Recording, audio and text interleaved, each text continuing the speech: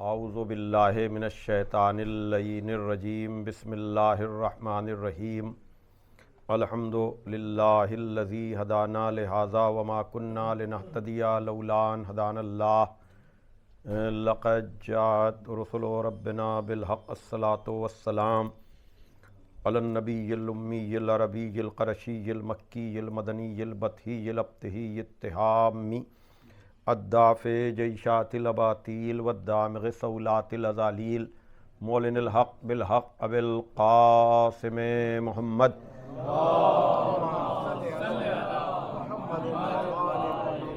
وآلہ الطیبین الطاہرین المعصومین المظلومین الذین اذھب اللہ عنہم الرجس وطہرہم تطہیرا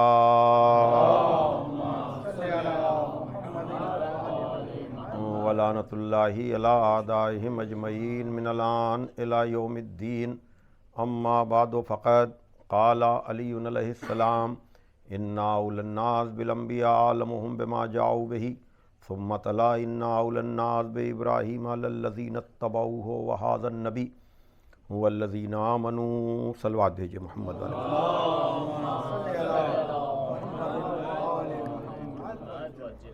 قبل اس کے میں گفتگو کا آغاز کروں، آپ حضرات سے گزارش کی جاتی کہ ایک مرتبہ سورہ ہم 3 مرتبہ سورہ توحید کی تلاوت فرما کر رضا بھائی کی اہلیہ مرحومہ بینا حسن بنت سعید حسن اور دیگر تمام مومنین و مومنات مرحومین کے لیے ایصال ثواب کر دیجیے۔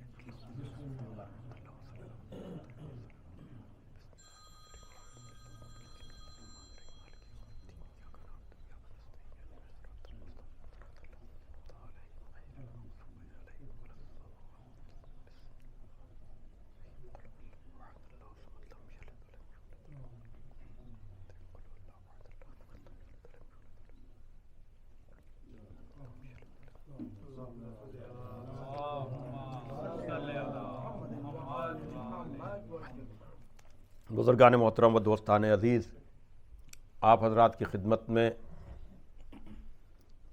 گفتگو کے لیے جن مقدس مبارک اور ناقابل فراموش الفاظ کو اسلام اور عزاداری کے موضوع پر گفتگو کے لیے الفاظ کو ذریعہ بنایا گیا ہے، مسلسل عرض کیا جا رہا ہے کہ یہ الفاظ نہج البلاغہ کی زینت ہیں، اور اپنے برادران عزیز سے میں گزارش کروں گا کہ نہج البلاغہ کبھی کبھی پڑھی جانے والی کتاب نہیں ہے، بلکہ مستقل مطالعے میں رہنے والی کتاب ہے، اس لیے کہ یہ وہ علم کا خزانہ ہے کہ جو پڑھنے کے بعد آپ کو یقین، اطمینان اور جس مذہب کو آپ فالو کر رہے ہیں اس کو سمجھنے میں اور اس پر عمل کرنے میں بہت آسانی ہوگی۔ ارشاد ہو رہا ہے کہ انبیاء سے زیادہ قریب وہ لوگ ہیں جو ان کی لائی ہوئی باتوں کا زیادہ علم رکھتے ہیں، اور پھر آپ نے قرآن مجید کی آیت پڑھی کہ ابراہیم سے زیادہ قریب وہ لوگ ہیں جو ان کا اتباع کرتے ہیں، اور یہ نبی اور صاحبان ایمان۔ کل تک جو باتیں عرض کی گئیں وہ یہ کہ اسلام میں مرکزی حیثیت نظریہ توحید کی ہے، اور اللہ نے کہا کہ ہمارے ایک ہونے پر خود میری ذات شہد اللہ انہ لا الہ الا ہوا والملائکۃ واولو العلم، خدا گواہی دیتا ہے کہ وہ ایک ہے، وحدہ لا شریک ہے، لا الہ الا اللہ ہے، اور ملائکہ اور صاحبان علم۔ عزیزان محترم، اسلام کی گفتگو سمٹ جاتی ہے کربلا میں، وہ ساری تبلیغات، سارے پیغامات جو سارے انبیاء نے طویل عرصے میں الگ الگ دیے تھے، وہ سارا سب کچھ نبی کے نواسے علی و زہرا کے بیٹے نے ایک دوپہر میں، اور پھر اس مقصد کی تشہیر کا کام اس حسین ابن علی کی بہن نے کیا۔ صلوات بھیجے محمد والے محمد پر۔ مسلسل مجلسیں سننے والا یہ مجمع، میں اپنی بات کو اگر سمیٹوں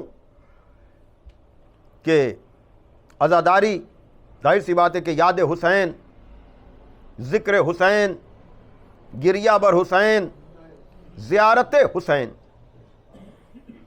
تو یہ سب مولا حسین کے نام پر اب تک جتنی مجلسیں کی، یہ عشرہ جو چل رہا ہے، اس کے بعد جو سب ہوگا، اس کا مرکز و محور کون ہے؟ داور محشر کربلا کون ہے سوائے حسین ابن علی کے؟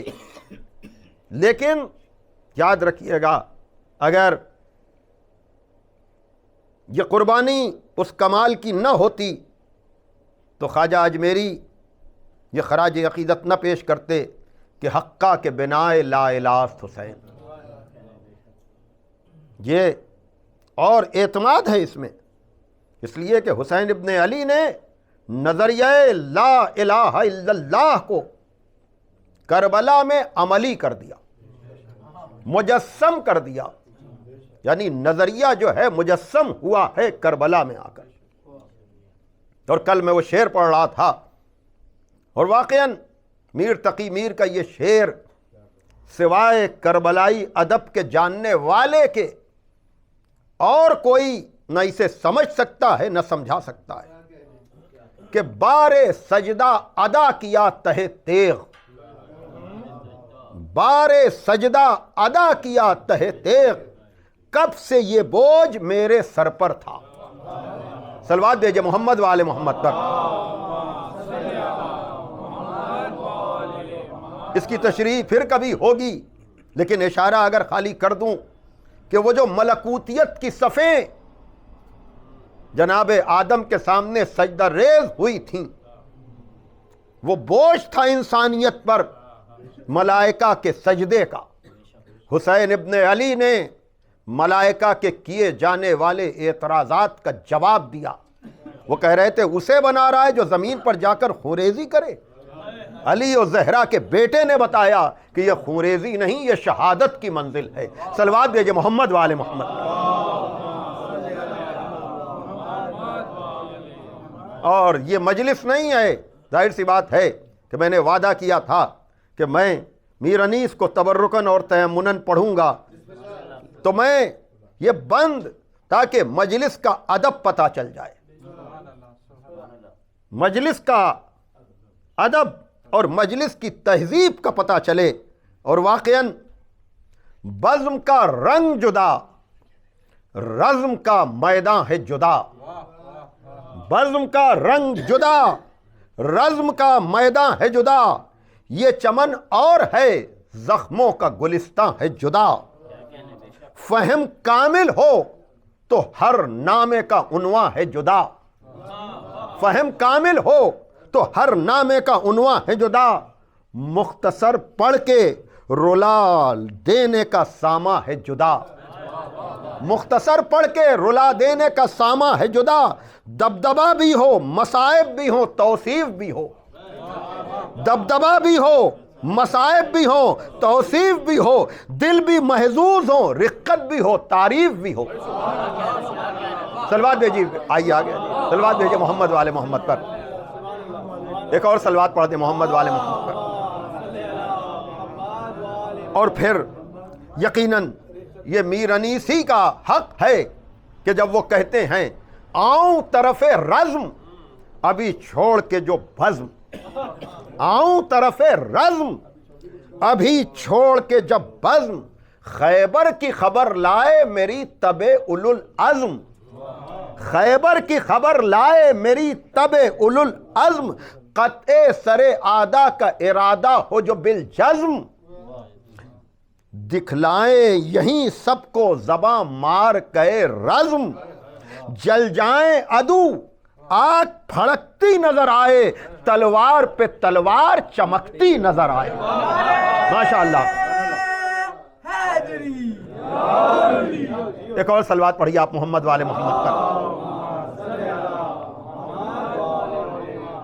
بہرحال یہ گزارش تو بار بار کرنا پڑتی ہے کہ آپ حضرات تھوڑا سا جتنا قریب ہو سکتے ہوں، اور یہ وضاحت میں کر دیتا ہوں کہ اتنا ہی قریب ہوئیے گا کہ گردن میں تکلیف نہ ہو. ایک صلوات بھیجیے محمد والے محمد پر. بڑی توجہ. تو عزیزان محترم، یہ عزاداری جس کا ایک مرکزی جز ذکر حسین ہے، اور بنام حسین پورے اسلام کا تذکرہ ہوتا ہے. اور آج میں ظاہر سی بات ہے کہ گزشتہ مجلسوں میں اشعار کچھ زیادہ ہی ہو گئے، لیکن آج میں تھوڑا سا شاید جو لوگ اشعار سننے کے لیے تیار ہو کر آئے ہوں تھوڑی سی شاید مایوسی ہو، لیکن کچھ موضوع کے تقاضے بھی ہیں تاکہ یہ نہ ہو کہ پورا اشرا اشعار ہی میں گزر گیا. حالانکہ یہ سال ہے ایسا کہ مسلسل ان شعراء کو خراج عقیدت پیش کیا جائے کہ جو باتیں نثر میں گھنٹوں میں کہی جاتی ہیں وہ اشعار میں 2 مصروں میں کہہ دی جاتی ہیں. لیکن یہ پورا اسلام اور عزاداری کا فلسفہ، جیسا کہ میں نے عرض کیا کہ گزشتہ تقریروں میں بات علم کے حوالے سے ہو رہی تھی، اس لیے کہ مولا کائنات نے کہا کہ انبیاء سے زیادہ قریب وہ لوگ ہیں جو ان کی لائی ہوئی باتوں کا زیادہ علم رکھتے ہیں. پھر آپ نے قرآن مجید کی آیت پڑھی کہ ابراہیم سے زیادہ قریب وہ ہیں جو اس کا اتباع کریں، اور یہ نبی اور صاحبان ایمان. تو بات ہے علم اگر ہے تب ہی نظریہ توحید کا کانسیپٹ کلیئر ہوگا، ورنہ آدمی الجھ کر رہ جائے گا. اور علم کا مرکز و محور نبی اور علی، نبی شہر علم، علی باب مدینۃ العلم. یہی وجہ ہے کہ نظریہ توحید و رسالت پر جو باتیں لوگوں نے بڑی بڑی کتابوں کی جلدوں میں کہی ہیں، خطیب منبر سلونی نے اس بات کو 2 جملوں میں سمیٹ دیا ہے. پورے اعتماد سے میں بات کر رہا ہوں کہ اسلام کا اگر مرکز و محور نظریہ توحید ہے، اول الدین و معرفت ہو، دین کا اول اللہ کی معرفت ہے. معرفت کا مطلب یہ ہے کہ ماننے کے بعد پھر اس کے ہونے میں شک و شبہ نہ ہو. توجہ فرمائیے گا، پھر اس کے فیصلوں پر شک نہ ہو. اگر آدمی مجبوراً مان بھی لیتا ہے تو اس کے فیصلوں میں شک کرتا رہتا ہے، یہ کیوں کیا، یہ کیوں کیا، یہ کیوں کیا. لیکن میرے مولا نے ایسے ضخیم اور ایسے طویل اور ایسے گہرے اور ایسے وسیع موضوع کو 2 جملوں میں یہ کہہ کر سمیٹا کہ التوحید ان لا تتوہمہ والعدل ان لا تتہمہ. توحید یہ ہے کہ اس کے بارے میں وہم و گمان سے کام نہ لیا جائے. توحید یہ ہے کہ اس کے بارے میں وہم و گمان سے کام نہ لیا جائے، اور عدل یہ ہے کہ اس پر تہمتیں اور الزامات نہ لگائے جائیں. یعنی ماننا یہ نہیں کہ آج مان لیا کل شک ہو گیا.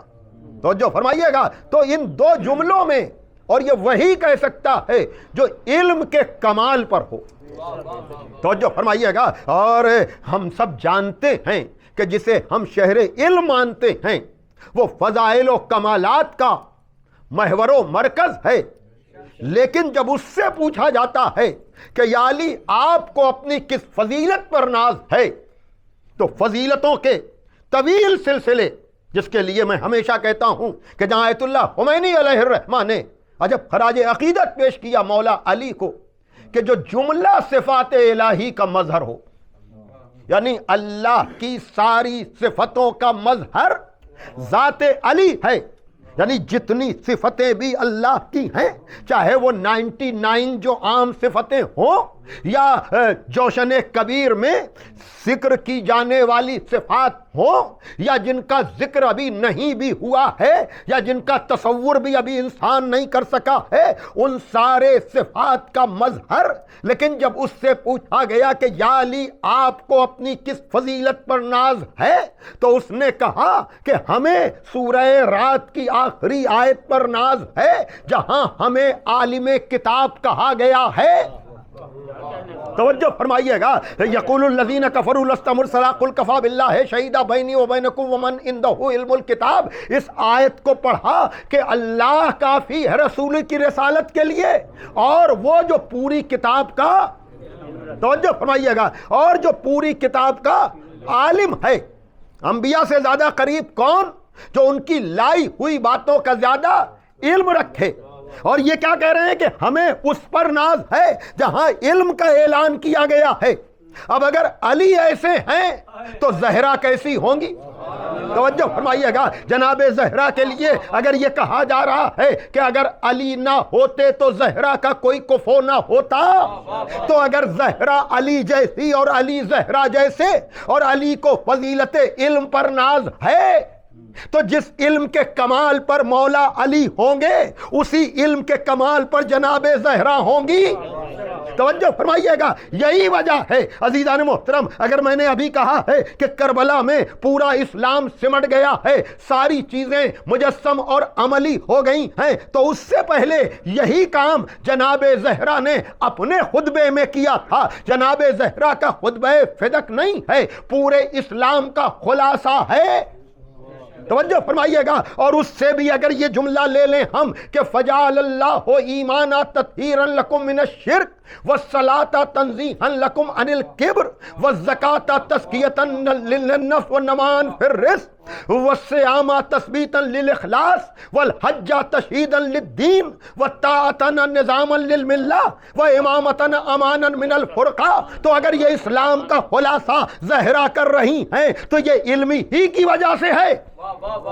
توجہ فرمائیے گا، اس تمہید کو ملاحظہ فرمائیے گا، کہا اللہ نے ایمان اس لیے قرار دیا تاکہ تم میں شرک کی نجاست نہ رہے۔ اللہ نے نماز اس لیے قرار دی تاکہ تم میں غرور و تکبر نہ رہے۔ کل کیا میں عرض کر رہا تھا کہ عبادت غرور بندگی کے لیے نہیں ہے، غرور کو نکالنے کے لیے ہے۔ صلوات بھیجیں محمد والے محمد پر۔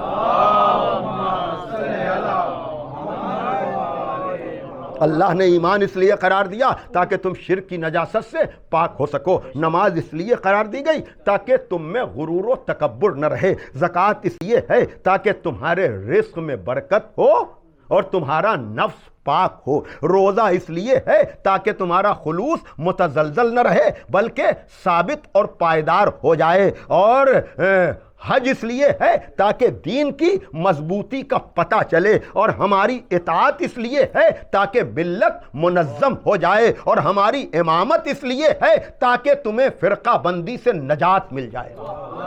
صلوات دیجئے محمد والے محمد پر۔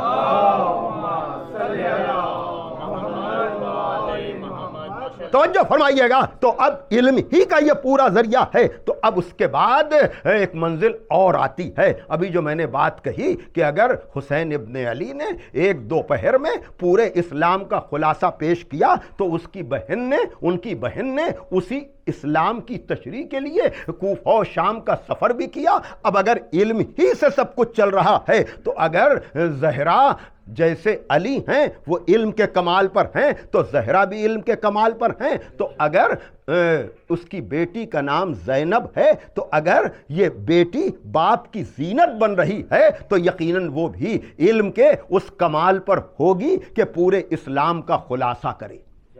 بڑی توجہ، اس لیے کہ اگر میں نے جناب زہرا کے لیے کہا کہ اگر نبی یہ کہہ رہے ہیں کہ اگر علی نہ ہوتے تو زہرا کا کوئی کفو نہ ہوتا، اور مولا علی علم پر ناز کر رہے ہیں تو زہرا بھی علم کے کمال پر ہوں گی، تو اگر اس باپ کی بیٹی کا نام زینب رکھا جا رہا ہے، باپ کی زینت، تو اگر باپ کو علم پر ناز ہے تو جو بیٹی باپ کی زینت ہوگی وہ بھی تو علم کے کمال پر ہوگی۔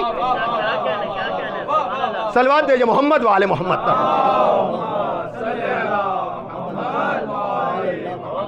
توجہ فرما رہے ہیں عزیزان محترم، اس لیے کہ میں نے 2 مجلسیں مشن میں اس حوالے سے پڑھی ہیں جہاں میں نے یہ بات کہی تھی کہ مولا علی ارشاد فرما رہے ہیں کہ باپ کا حق اولاد پر ہے، اولاد کا حق باپ پر ہے، باپ کا حق اولاد پر یہ ہے کہ ہر مسئلے میں اولاد باپ کی اطاعت کرے سوائے معصیت پروردگار کے، اور اولاد کا حق باپ پر یہ ہے کہ ان یحسن اسمہ، کہ باپ اپنی اولادوں کا اچھا نام رکھے۔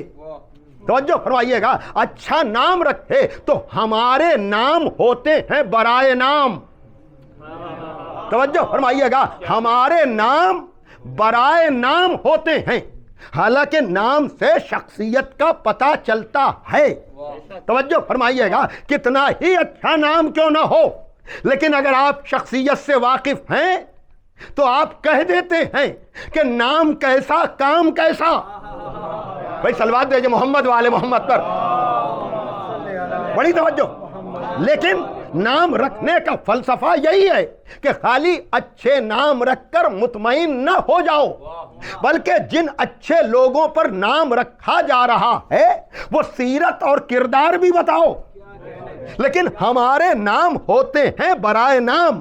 بچپنے میں جو نام ہمارا رکھا گیا، جوانی اور بڑھاپا آتے آتے کوئی لازم نہیں ہے کہ کردار نام کا ساتھ دے۔ توجہ فرمائیے گا، لیکن ہمارے نام ہم شوق میں رکھ لیتے ہیں، لیکن جن کے نام حکم خدا پر رکھے جا رہے ہوں، بھائی صلوات بھیجے محمد والے محمد پر چاہیے، جس سے بھی پوچھ لیجئے آپ کو گواہی مل جائے گی کہ مولا حسن کی ولادت ہوئی، مولا حسن یہاں آئے، مولا حسن آغوش زہرا میں آئے تو پیغمبر نے آ کر مولا علی سے پوچھا کہ یا علی تم نے بیٹے کا نام کیا رکھا؟ تو مولا علی نے کہا میں آپ کے ہوتے ہوئے آپ پہ تقدم کیسے کر سکتا ہوں؟ تو نبی نے کہا میں خدا کے حکم کے بغیر اس کا نام کیسے رکھ سکتا ہوں؟ کہا جو نام ہارون کے بیٹوں کا تھا وہی نام میں ان کا رکھوں گا۔ وہ عبرانی نام تھا، یہ عربی نام ہوگا۔ ایک کا نام حسن رکھا، ایک کا نام حسین رکھا، تو حسن و حسین پر معاملہ رک نہیں گیا، نبی کے سامنے ہی جناب زینب کی بھی ولادت ہوئی ہے۔ مولا علی آئے ہیں، کہا بیٹی کا نام کیا رکھا؟ کہا آپ سے پہلے میں نام کیسے رکھ سکتا ہوں؟ تو ہمارے نام تو برائے نام ہوتے ہیں، لیکن جن کا نام حکم خدا سے رکھا جائے وہ جیسا نام ہوتا ہے ویسا ہی کام ہوتا ہے۔ صلوات دیجئے محمد والے محمد پر بڑی توجہ عزیزان محترم۔ تو اب جیسا کہ میں نے جناب عباس کے لیے کہا تھا کہ شجاعت کا ذکر تو ہوتا ہے لیکن ان کے علم کا ذکر نہیں ہوتا ہے، اسی طرح سے جناب زینب کی مظلومی کا تو ذکر ہوتا ہے لیکن کیا کہنا جناب زینب کا۔ ہاں عزیزان محترم یاد رکھیے گا، یہ وہ ذات گرامی ہے جو امین بن کر امام حسین کے مشن کی امین بن کر، اور پھر امام وقت کی موجودگی میں، اور پھر لہجہ بھی وہ لہجہ کہ اپنے نہیں غیر کہیں کہ کیا قیامت آ گئی۔ بھائی توجہ فرمائیے گا، بھائی اس میں بڑی بلاغت ہے کہ جب جناب زینب نے کوفے میں خطبہ دیا تو نابینا صحابی رسول نے کہا کیا قیامت آ گئی؟ کہا کیوں؟ کہا اس لیے کہ علی کی آواز۔ تو اس میں ایک طرف تو جناب زینب کی عظمت کا پتہ چل رہا ہے، دوسری طرف یہ بھی پتہ چل رہا ہے کہ قیامت میں جب سب آوازیں دب جائیں گی، مر جائیں گی، تو علی ہی کی آواز بلند ہوگی۔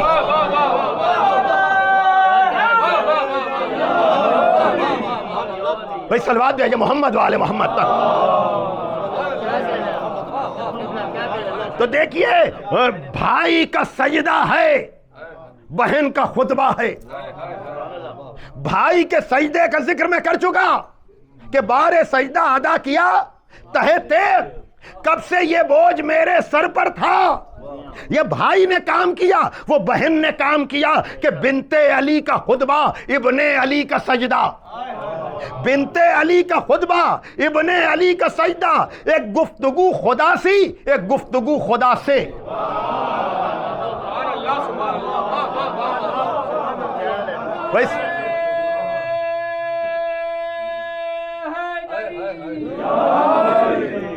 ایک گفتگو خدا سی، ایک گفتگو خدا سے گفتگو بھائی کر رہا ہے، خدا سی گفتگو بہن کر رہی ہے۔ صلوات پڑھے محمد والے محمد پر۔ بھائی جو زینب ہو وہی تو خدا سے گفتگو کر سکتی ہے، اس لیے کہ نصیری کے خدا کی بیٹی ہے۔ صلوات دیجئے محمد والے محمد پر۔ توجہ فرمائیے گا، حالانکہ وہ ہمارا نظریہ محفوظ ہے کہ ہم نہج البلاغہ سے نظریہ توحید لیتے ہیں، اور یاد رکھیے گا میں ہمیشہ یہ بات کہتا ہوں، آپ کے دل و دماغ میں یہ بات اتری رہنا چاہیے کہ ہمارے جن شعراء نے بھی اس طرح کے اشعار کہے ہیں وہ ان لوگوں کو اصل میں آئینہ دکھایا ہے کہ اگر تم ولی اللہ نہ مانو گے، ایک صلوات پڑھ دے محمد والے محمد پر۔ اصل مسئلہ یہی ہے کہ ولی اللہ نہ مانو گے تو پھر تو صحیح کہ پھر تمہیں علی کو کیا کہنا پڑے گا۔ اسی لیے محفوظ راستہ ہمارا ہی ہے، اس لیے کہ یہاں ولایت کے بعد ہمیں کسی اور عہدے منصب کی ضرورت نہیں ہے، اس لیے کہ یہی تو وہ لفظ مشترک ہے جو خدا کے لیے بھی استعمال ہوتا ہے، نبی کے لیے بھی استعمال ہوتا ہے، علی کے لیے بھی استعمال ہوتا ہے۔ یہاں شرک کا فتویٰ نہیں لگ سکتا ہے، اس لیے کہ خدا ہی جب کہہ دے انما ولیکم اللہ ورسولہ والذین آمنوا الذین یقیمون الصلاۃ ویؤتون الزکاۃ وہم راکعون، اللہ بھی ولی ہے، رسول بھی ولی ہے، اور وہ بھی ولی ہے جو حالت رکوع میں زکات دیتا ہے۔ صلوات دیجئے محمد والے محمد پر۔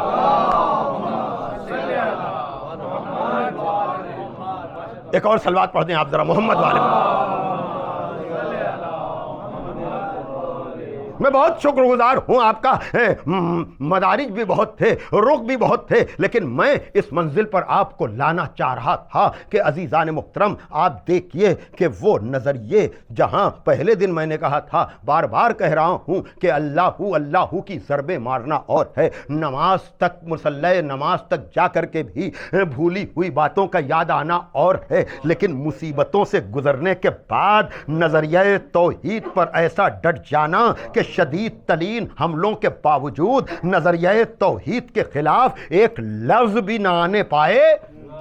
توجہ فرمائیے گا، یہ اسی علی کی بیٹی یہ کام کر سکتی ہے، اسی زہرا کی لاڈلی یہ کام کر سکتی ہے کہ جس نے ہر مارکے میں نظریہ توحید کو پہچنوایا بھی، منوایا بھی۔ میں کہہ چکا ہوں کہ مقام ثبوت میں اللہ کسی کا محتاج نہیں ہے، یعنی اللہ اپنے ہونے میں کسی کا محتاج نہیں ہے، لیکن اللہ کے منوانے میں ذریعوں کی ضرورت ہے۔ توجہ فرمائیے گا، جب تک ذریعے نہ ہو، واسطے نہ ہو، وسیلے نہ ہو، اللہ کی ضربیں تو آدمی مار سکتا ہے، نظریہ توحید کو سمجھ نہیں سکتا ہے۔ اللہ اکبر۔ عزیزان محترم یاد رکھیے گا کہ کربلا میں اگر بھائی نے سجدہ کیا ہے اور سجدے سے نظریہ توحید کو منوایا ہے تو کوفہ و شام میں بہن نے خطبہ دے کر کے بتایا ہے کہ اللہ کیا ہے۔ اس لیے کہ یاد رکھیے گا عزیزان محترم، عام طور سے یہ باتیں منزل مصائب پر کہی جاتی ہیں اور گہرائی میں گفتگو نہیں ہو پاتی ہے، اور حق بجانب بھی بات یہ ہے، لیکن چونکہ میرا موضوع اسلام اور عزاداری ہے اور عزاداری کا بنیادی جز مصائب حسین ہیں، لیکن ابھی کل گفتگو ہو رہی تھی کہ ان کی فضیلتوں میں بھی مصیبتیں یاد آتی ہیں اور ان کی مصیبتوں میں بھی فضیلتیں یاد آتی ہیں۔ توجہ فرمائیے گا، اور اسی لیے لکھنؤ وغیرہ میں سلام یعنی مدح کے اشعار پڑھ کے بھی ماتم ہوتا ہے، اس لیے کہ ندبہ کہتے ہی ہیں جانے والے کے فضائل پڑھ کر گریہ کرنا۔ توجہ فرمائیے گا محترم، اور پھر گریہ تو پھر گریہ ہے، لیکن آپ مجھے بتائیں، ذرا اندازہ لگائیں کہ تاریخ آدم و عالم میں انبیاء سے زیادہ قریب وہ لوگ ہیں جو ان کی لائی ہوئی باتوں کا زیادہ علم رکھتے ہیں۔ نظریہ توحید بغیر علم کے واضح، روشن اور مکمل نہیں ہو سکتا۔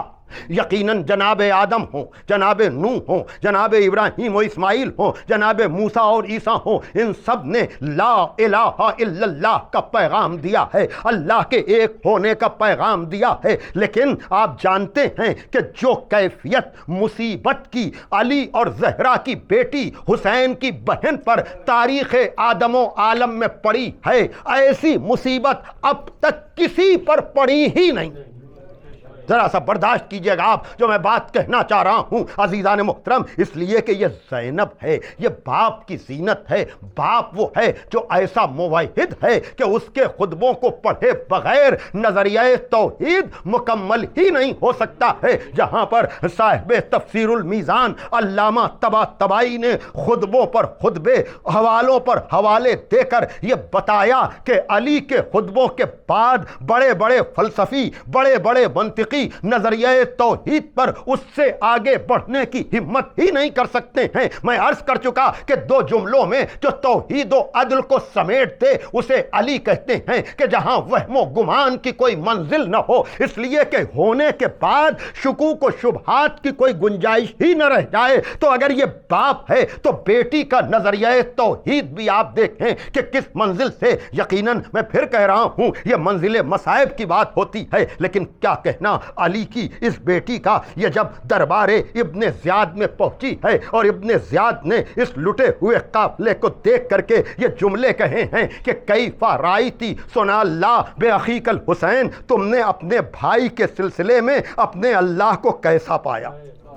توجہ فرمائیے گا، تم نے اپنے بھائی کے سلسلے میں اپنے اللہ کو کیسا پایا؟ گویا کہ وہ یہ چاہ رہا تھا کہ ایسا کوئی جملہ علی اور زہرا کی بیٹی حسین کی بہن کی زبان سے ادا ہو جائے تاکہ ہم یہ کہہ سکیں بہت اللہ اللہ کرتے تھے، لیکن جب مصیبتیں پڑیں تو اللہ سے شکوہ کرنے لگے۔ اللہ اکبر! آپ ذرا اندازہ لگائیں کہ کیوں جناب زینب نے شام میں جا کر کہا تھا کہ فَاسْکُرُونِی وَاسْکُرْکُم، تم میرا ذکر کرو تو میں تمہارا ذکر کروں گی، میں تمہارا ذکر کروں گا۔ یہ اللہ نے وعدہ کیا تھا تو جناب زینب نے بھی کہا تھا کہ واللہ لا تمحو ذکرنا، اے یزید تو ہمارے ذکر کو محو نہیں کر سکتا ہے، اس لیے کہ جس کو خدا پر بھروسہ ہوتا ہے وہ خدا کے کیے ہوئے وعدے پر یقین بھی کرتا ہے۔ یقیناً اگر انہوں نے اس کے ذکر کے پرچم کو بلند کیا تو بگڑے ہوئے حالات میں پارا چنار سے لے کر دنیا کے کسی حصے میں جہاں بھی علی والوں پر ظلم ہو رہا ہے، یہ اسی لیے ہو رہا ہے، یہ علی کو کیوں مانتے ہیں، یہ حسین کو کیوں مانتے ہیں، لیکن تاریخ نے دیکھا ہے کہ کربلا کی وجہ سے ہمیں جتنا دبایا جاتا ہے ہمارے ذکر میں کبھی کوئی کمی نہیں ہوتی۔ ماشاءاللہ۔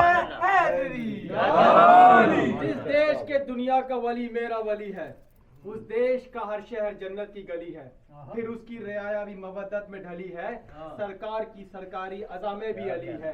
ایران جو پرواز کے پر تول رہا ہے، سچ یہ ہے کہ اندر سے علی بول رہا ہے۔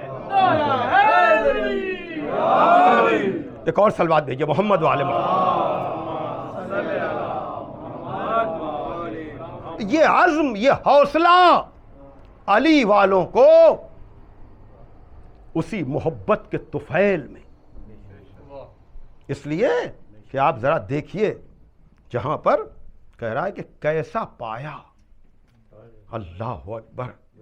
یعنی یہی وہ منزل ہے کہ جہاں ہمارے علماء نے، ہمارے خطبہ نے، ہمارے ذاکرین نے، معرفت رکھنے والے صاحبان فکر و نظر نے، اور واقعاً یہ جملہ بار بار دہرانے والا ہے کہ ابن زیاد کا ایسا شدید حملہ، بقول خطیب اکبر مرزا محمد اطہر صاحب مرحوم، کہ ایسا شدید حملہ نظریہ توحید پر اب تک ہوا ہی نہیں تھا جیسا شدید حملہ ابن زیاد اپنے دربار میں جناب زینب پر کر رہا ہے۔ اور یقیناً مصیبتوں پر صبر، مصیبتوں پر شکر، یہی گھرانہ ہمیں سکھاتا ہے۔ یعنی کہہ رہا ہے کہ تم نے اپنے بھائی کے سلسلے میں اپنے اللہ کو کیسا پایا؟ کہہ رہا ہے کہ بہت اللہ اللہ کرنے والا گھرانہ تھا، کہاں آئی اللہ کی مدد، اجڑ تو گیا سب کچھ۔ یہ شدید حملہ اس لیے ہو رہا ہے، پھر میں کہہ رہا ہوں اب آپ رونے کے لیے آمادہ ہو جائیں، اس لیے کہ اس سے زیادہ کہ ستم دیدہ شہزادی لاشوں کے درمیان سے گزر کر آنے والی وہ کوفہ جہاں جناب زینب کے باپ کی حکومت تھی، اندازہ کریں آپ، میں کیسے کہوں، بڑا اسٹیٹس ہو آپ کا، بڑا مرتبہ ہو آپ کا، بڑا رتبہ اور مقام ہو آپ کا، اور اپنے ہی محلے میں آپ کو اس طرح سے کوئی لے کر جائے، میں کیسے عرض کروں۔ لیکن کیا کہنا، جو لوگ گئے ہیں وہ جانتے ہیں بھائی، دربار کے بغل ہی میں تو مولا علی کا روضہ ہے، مولا علی کے بیت الشرف ہے، سارا منظر آپ کو بتانے کی کیا ضرورت ہے۔ اس نے کہا کیسا پایا، تو کہا ما رائے تو الا جمیلا، ہم نے نہیں پایا اپنے اللہ کو مگر جمیل، تو جو سب کچھ لٹنے کے بعد بھی جمال و جمیل پروردگار ہونے پر گفتگو کرے، اسی کو حق ہے زینب ہونے کا، باپ کی زینت۔ ہاں باتیں بہت سی ذہن میں آ رہی ہیں اور میری گفتگو مسلسل ہے، اس لیے کہ کوفے میں ایک طرف بیت الشرف ہے، ایک طرف اجڑا ہوا وہ کھنڈر ہے، دوسری طرف مسجد کوفہ ہے۔ مسجد کوفہ ہی میں باپ نے کہا تھا نا جب ضربت لگی تھی کہ رب کعبہ کی قسم میں کامیاب ہو گیا، بتا دیا یہاں مصیبتیں پڑنے پر شکوہ نہیں کیا جاتا، یہاں کامیابی کا اعلان کیا جاتا ہے۔ تو اگر باپ ایسا ہو تو جس بیٹی کا نام زینب ہو وہ کیسی ہو۔ عزیزو، میں نے آپ کا اتنا وقت اس لیے لیا، آپ کو متوجہ اتنا اس لیے کیا کہ آج 29ویں محرم، میں نے گزشتہ سال بھی آپ سے یہ بات کہی تھی، شاید پھر کہہ رہا ہوں، اس لیے کہ علامہ رشید ترابی مرحوم، اور اگر آپ کو یاد آ جائے، حافظے کو میں تازہ کروں، ساؤتھ انڈیا میں پہلی سفر قیامت کی تاریخ ہوتی ہے۔ علامہ رشید ترابی مرحوم سے میں نے سنا بھی، اور خود مدراس میں 4-5 سال میں نے پہلی سفر گزاری بھی۔ تو پہلی سفر کو بڑا اہتمام ہوتا ہے، بڑا انتظام ہوتا ہے، اس لیے کہ پہلی سفر وہ قیامت کی تاریخ ہے جب یہ لٹا ہوا قافلہ شام پہنچا۔ علامہ مرحوم فرمایا کرتے تھے کہ کربلا میں 10ویں کو حسین اور پہلی سفر کو زینب۔ اللہ اکبر۔ ہاں عزادارو، اگر حسین کی نسبت سے 10ویں محرم رونے کے لیے ہے تو بی بی زینب کی نسبت سے یہ پہلی سفر، اس لیے کہ یہ لٹا ہوا قافلہ شام پہنچا ہے۔ ہاں عزادارو، میں کیسے عرض کروں، آج بھی میں روایت پڑھ رہا تھا، میں کیسے عرض کروں، اس لیے کہ شام کو پوری طرح سے سجایا جا رہا تھا، حریر و دیبا کے پردے لگائے جا رہے تھے، اور آپ کو پتا ہے گھنٹوں انتظار کے بعد جہاں 70-72 گھنٹے انتظار کرایا گیا، آپ کو پتا ہے اب اس کے بعد بازاروں میں لے جایا گیا ہے۔ میں کیسے عرض کروں عزیزو، اس کا لکھنا آسان ہے، پڑھنا آسان ہے، سننا آسان ہے، لیکن سہل ابن سعد کہتا ہے کہ میں آ رہا تھا بیت المقدس کی طرف سے، میں جب شام پہنچا تو میں نے دیکھا کہ شام کے بازار سجائے لائے گئے ہیں، ہر طرف آئینہ بندی کی گئی ہے۔ میں نے کہا شام والوں مجھے نہیں پتا ہے کہ یہ تمہارے یہاں یہ خوشی کا سامان کیوں ہے، یہ طبل کیوں بج رہے ہیں، یہ خوشی کی محفلیں کیوں آراستہ ہیں۔ عزادارو آپ کو پتا ہے کیا جملے کہے گئے؟ کہا کوئی قافلہ ہے جو قید کر کے لایا جا رہا ہے۔ ہاں عزادارو، سہل کہتا ہے کہ میں نے دیکھا ایک دم سے باب الساعة سے سواریاں آنے لگی، لیکن اونٹ کے اوپر کچھ ایسے قیدی تھے۔ جزاکم ربکم۔ عزادارو میں ابھی داخلہ شام کا منظر پیش کر رہا ہوں اور مجلس تمام کر رہا ہوں۔ کل انشاءاللہ اگر موقع رہا تو داخلہ دربار وہ کہتا ہے کہ میں نے دیکھا کہ ایک کے بعد ایک اونٹ آ رہے ہیں، لیکن محمل نہیں ہے، پردہ نہیں ہے۔ میں ایک اونٹ کے قریب گیا، میں نے پوچھا یہ کس کا قافلہ ہے؟ کہ ایک بچی نے کہا کہ میں حسین ابن علی کی بیٹی ہوں۔ کہا میں تمہاری کچھ خدمت کر سکتا ہوں؟ ایک مرتبہ اس بچی نے عجب جملے کہے، کہا یہ جن لوگوں کے ہاتھوں میں سر ہے نا، ان سے کہہ دو کہ ان سروں کو ہم سے تھوڑا دور لے جائیں تاکہ تماشا دیکھنے والوں کی نظریں ہمارے چہرے پر نہ پڑیں۔ جزاکم ربکم۔ ہاں عزادارو، کہا اور کوئی خدمت میں کر سکتا ہوں؟ کہا اگر چادروں کا انتظام ہو سکے۔ وہ صحابی گیا ہے چادروں کا انتظام، لیکن اس سے پہلے کہ سروں پر چادریں جاتی، شمر ملعون نے تازیہ خان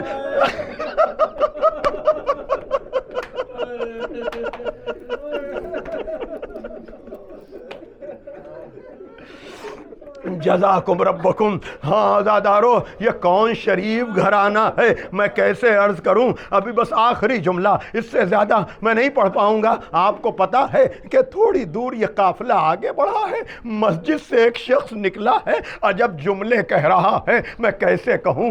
شریفوں کا مجمع ہے کہ نماز پڑھ کر آنے والا کہتا ہے کہ خدا نے تمہارے ساتھ یہ کیسا سلوک کیا، میں تو وہ لفظ دوہرا بھی نہیں سکتا ہوں۔